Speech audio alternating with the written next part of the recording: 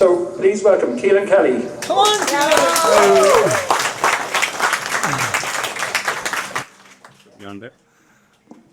Cheers, Caolan. Thanks for joining us tonight. Cheers, Daniel.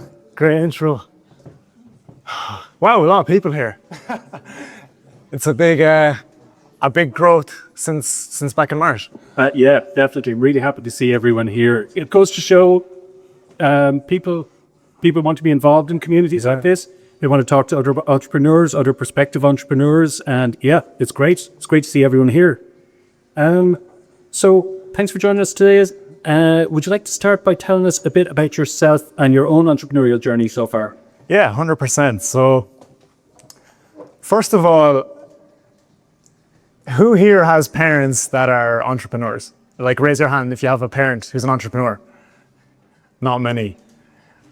Okay. So, if you told my parents that I'd end up being an entrepreneur, they probably would have been supportive, but they probably would have scratched their head at the same time. The word wasn't really a word in the vocabulary in our family.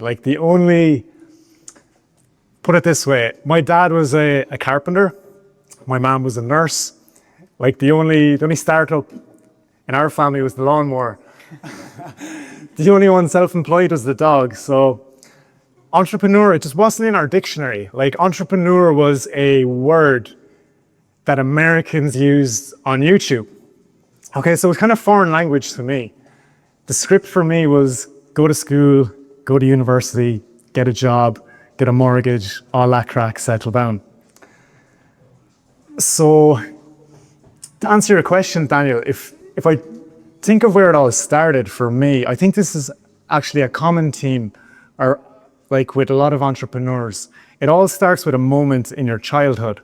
And if I look back at that moment for me, for context, I grew up in rural Ireland, in County Offaly. Pretty much more cows than people, truth be told. And I used to go to my cousin's house every weekend and spend time on the farm. And one day my cousin, he came up with this bright spark. Let's wash the neighbors' windows for money. And I'm kind of looking at him and I'm shocked. Wash the neighbors' windows for money. Today, I was the kind of shy kid who would rather stay at home and not wash my own windows than actually talk to a stranger. Never mind the neighbors, worse again. So, yeah, I bawled my cousin's courage and off we went on the bikes. 2 rusty bikes, 2 kids, a bucket, and zero plan. So we're heading down the road anyway, down the lane on our bikes, and we stop at this big farmhouse, this big cottage farmhouse, okay? So we put up the bikes, we stand them up, and we're kind of looking at each other face to face. We're like, oh shit, here we go. So I'm truth be told, I'm a break at this stage. I'm so nervous. I'm such a shy kid. And the 2 of us anyway, we pitter patter up to the doorstep. And we take one big breath. And then next thing, so the door swings open. And I just remember it so vividly, this big, strong, masculine farmer woman. She's looking down the bridge of her nose through her round glasses at me and my cousin. And she has a look on her that would curdle milk. And she goes, all right, lads, how much for the windows? And I kind of look at my cousin anyway, and I guess we never planned this far ahead. So I kind of just blurt out, a fiver? And the woman puts out her hand and hands me a tenner. And she says, keep the change, you're gonna need bigger buckets. So this was the first time in my life when I looked at the money in my hand and I was like, okay, wait a minute. I can make something out of nothing. I can turn effort into freedom. So that was a big moment for me. So fast forward 15 years, okay? I'm in a clean room in Tullamore and I'm half depressed. I'm a quality engineer. The safe, secure job everybody told you to get in school, in university. And I'm looking around the clean room. There's fluorescent lights everywhere. There's a paperwork stacked on my desk up to here. Everybody's kind of bickering about the office politics, you know, whispers about what happened on Love Island last night. And I'm just there thinking, like, this can't be it, like, this can't be it. So in that moment, it's almost like the little kid, the 10-year-old kid, was knocking on the window again. And he's saying, Caolan, like, what happened? What happened to windows? What happened to bikes, the freedom, the spark? So I knew in that moment, something had to change. A week later, I handed in my notice after doing 6 years in university. I quit my job and I picked back up my bucket. But this time I knew in my mind what I was cleaning, which was my future. So that was the moment, to make a long story short, when my entrepreneurial journey really started 2 years ago. Cool, thanks. Powerful story.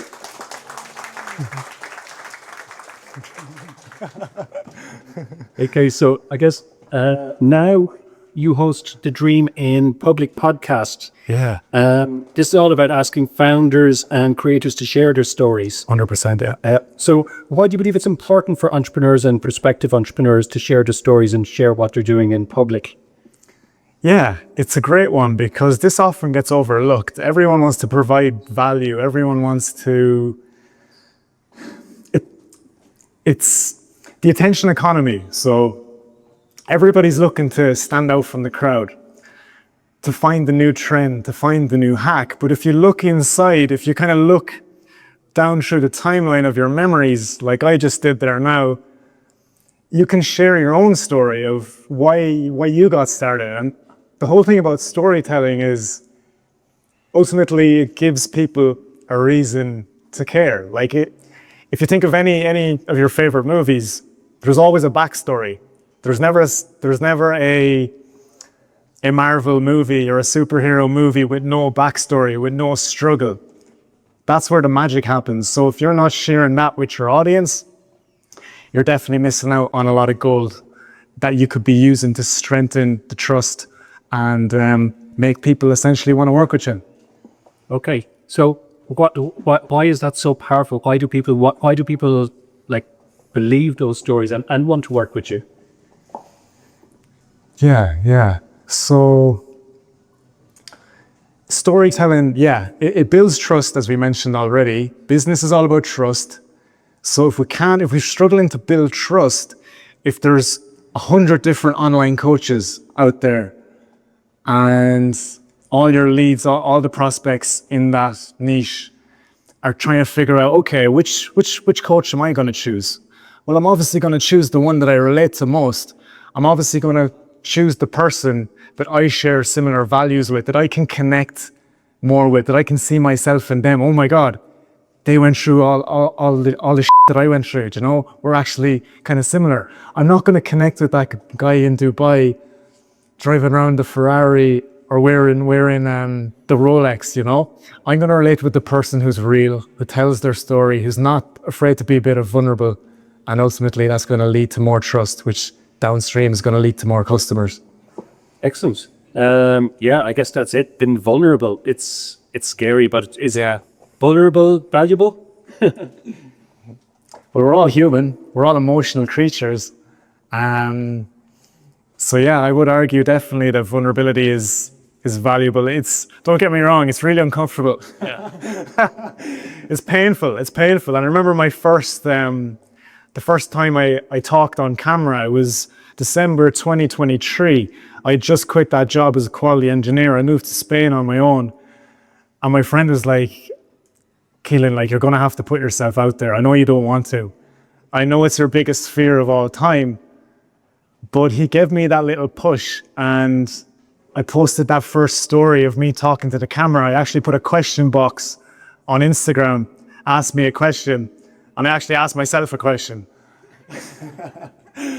So that was it. I put up my phone camera and I pressed record. I posted it, even though I knew I was going to be in all the group chats on Snapchat and the likes. But I mean, if you don't take the risk, you're just gonna, if you think the price of winning is too high, wait until you get the bill for regret. Cool. I'll give everyone this moment to think about that, Blake. So I've heard you talk in the past about origin story, mission, and vision. Okay, can you tell me what exactly do they mean to you and why are they important? Yeah, so I could have got up here and the first thing I could have said is, oh, I do marketing on LinkedIn, or I do Facebook ads, or whatever anyone here might do. I might do web design. I could have started with that, but no one would actually care. I decided, okay, I'm going to start with a story, make myself relatable. Now you know a bit more about me, okay? So that's what I started with. I started with my origin story, that moment when I was 10 years old. That was my first exposure to entrepreneurship. And even though I didn't know it at the time, that was where it all started, okay? So that's my origin story. And funny thing is, I actually thought it was a bit later on in life. I thought it was actually, like I actually foot turf on the bog. That was my second entrepreneurial experience, but only... I've done that too. But it's not fun. County Offaly, yeah? Well, my granddad's from Offaly, but it's actually down in Mayo where I'm from. Okay. Yeah, so that story I just told you, I only actually figured that out on Saturday because I really was looking for it. You know what I mean? Before that, I actually thought it was the turf. So I would encourage everyone to really think back to their childhood and figure out when was the moment when you realized, okay, maybe I think a little bit different to most other people that I'm surrounded by. And if you can figure out that origin story, if you can tell that with conviction, and it's absolute gold. So that's the origin story. The mission that's the most important daily task you're doing in your business, okay? What's the big project you're working on? So for me, it's the podcast, which is called Dream in Public. So I'm inspiring the next wave of shameless dreamers to turn their vision into reality. That's the mission behind my podcast. And then the vision, if you keep speaking your truth out loud, like with content online, even to people in person, if you keep speaking that, and if you keep believing this vision, this North Star that you're chasing, eventually time will just catch up and you will actually turn that into reality. It's only a matter of time before time catches up to that vision. Cool, thank you. So, like in practical terms, like when should a prospective entrepreneur start sharing? Should they wait until they have something concrete to show first? Yeah, that's a good one, Daniel. I turn the question back on you. When was the best time to plant a tree? 40 years ago. Yeah, so even 20 years ago, it might not have been that practical for me, but the second best time to plant a tree is actually right now. Because the day you plant the seed is not the day you eat the fruit. These things take time. Compounding interest is real. So the sooner you start, the sooner you can reap the rewards. Okay, even before you've anything created, when it's just at idea stage, would you say, yeah, go for it? 100%. You're developing the skill. Like when I started 2 years ago, I had nothing to share. I was just to share my story. I moved to Spain alone. I was starting my first business. I wasn't selling online, but I was documenting the journey. And I developed the skill of content. I developed the skill of communication. Like I never imagined in a million years, like public speaking was my biggest fear. I used to have a retainer in school and I used to be petrified that the woodwork teacher would ask us to speak aloud in class. So because I had a lisp with my retainer. So I actually developed this anxiety over public speaking for most of my life, but only through that first rep of posting my story on Instagram 2 years ago. Now you can see how compounding interest takes into action, and 2 years later, I'm somehow here beside yourself. And it's great to have you here. So what would you say to someone here who said, oh, I'm not ready, I don't want to share my story. What if someone steals my idea? Yeah, so that's a great one. So an idea is actually worth nothing unless you execute on it. So it's great to have these ideas, but until you take action, there's no traction to be made. You need to take action. Like death by analysis paralysis, I think killed more dreams than anything else down through the years. So it's all about taking that first tiny baby step, no matter how small it is. Once again, for me, I had to just get out of my environment. I had to move away, kind of start fresh, to step into that new identity. It doesn't have to be that extreme. Practice recording yourself and don't post it, you know? Practice, I like to say, like, although video content is, you can repurpose it the most amount of ways. Like if you think a video can turn into a carousel, it can turn into a newsletter, it can turn into loads of other things as well. But like if that's not comfortable for you, just start with writing, you know? Start with audio, you know, whatever is most comfortable for you. That baby step is how we get the train moving. Okay, very good. Listen, I know you're a LinkedIn marketing expert. Would you say LinkedIn's the best place to share, or does the channel matter? Yeah, so that's another good one as well. I doubled down on LinkedIn about a year ago because I seen the opportunity. So only 1% of users on LinkedIn actually post. So that leaves so many people worldwide, like, I don't know how many people are on this planet. Is it 7 billion? 8 billion? Something like that. We won't fancy that tonight. There's, so only 1% of people are posting weekly on LinkedIn. So if you want to show up on LinkedIn, you have so much less competition. So that's why I double down on my business on LinkedIn. But I mean, once again, we want to just get things moving. We want to get the train moving. So it doesn't have to be LinkedIn. It's whatever you're most comfortable with. Start small and the rest will take care of itself. Okay, so LinkedIn is great, but just get started. Just get started. That's the main thing, yeah. Brilliant. Okay, Caolan, before we wrap this up, what have you planned next, and where can people go to find more about you? Yeah, so I'm doubling down on the podcast, Dream in Public. That's what I'm focused on next. Where should people go to find us? Yeah, you can just look it up on Spotify, on YouTube, or Caolan Kelly _Caolan. Maybe the dash is in LinkedIn, find you on LinkedIn. Yeah, LinkedIn as well. Like I'm on all the platforms, but yeah, it'd be cool to connect. I see a lot of inspiring faces here. Okay, very good. And what's next? Any upcoming plans other than the podcast? No, just the podcast. Yeah, I hired a videographer there 2 weeks ago, so yeah, just gonna double down on that. Yeah, listen, it's anyone who hasn't seen it, fantastic podcast, really interesting, really well produced as well. If that's how it looks before you hired a videographer, I'm looking forward to seeing the results now. So listen, Caolan, thanks a million for being with us. Round of applause for Caolan, please. Cheers.